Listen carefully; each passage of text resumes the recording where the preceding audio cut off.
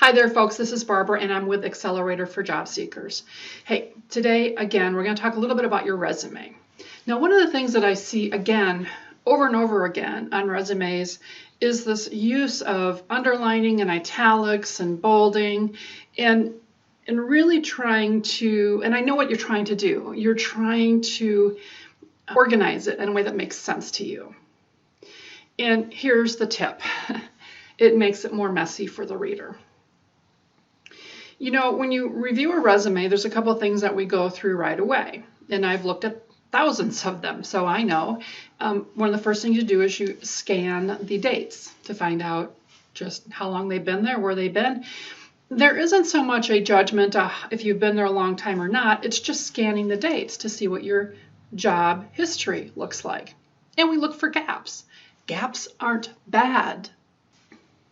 Gaps just show that there's something else that happened in there, and it's an opportunity to explore. For some people, they took a sabbatical. For some people, they were in job search. For others, they may have taken some time off for family. All of those things are fine. They're not negatives. They're just life.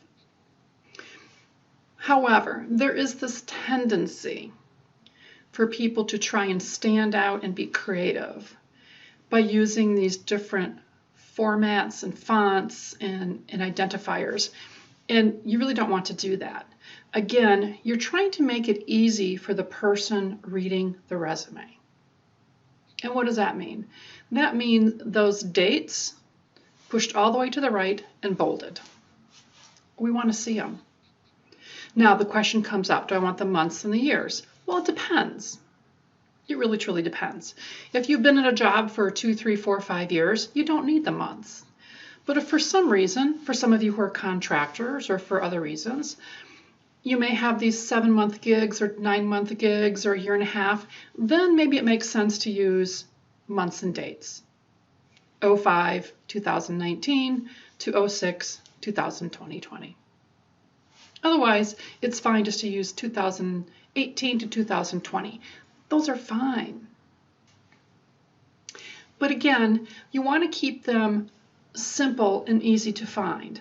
I often find that people will put those in italics and parentheses and move them over either to the job title or to the company name, and it's hidden.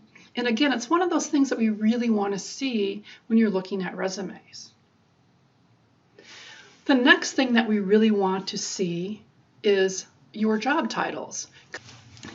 We want to take a look at those job titles, and the question we ask ourselves as far as the recruiters or hiring managers, have they had positions that reflect work capabilities and work skills that are what we're looking for, right? So when you think about someone look at a resume, we look at those dates, and then we look at the job titles. The two things you want bolded: your dates and your job titles. Those are the things that we pay attention to. Every time you put in italics or parentheses or underline, you're distracting those looking at your resume, and you don't want to do that. You are making it easy for the person to read it. Look, I know we all want to be individualized and really kind of stand out, and we all have ideas of what looks best. And the bottom line is, what you may think looks best may not be easier for the person who has to go through 50 resumes and take a scan. So make sure that you are not overusing these different italics and underlines and bolds, because all you do is you're distracting, and you don't want to distract. You want to attract to your resume, and you want to make it easy for the person to read. Thinking about it even from how the brain works, right? So your brain starts at a point, and you're taking that person on a journey, and you're bringing them back to you.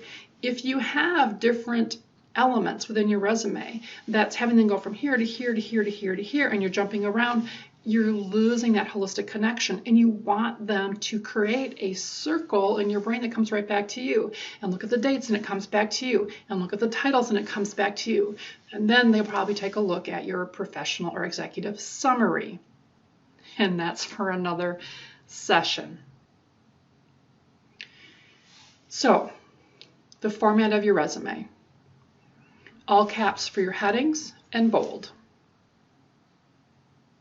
Bold for your job title, bold for your dates, push them way off to the side so that we can take a quick glance at them.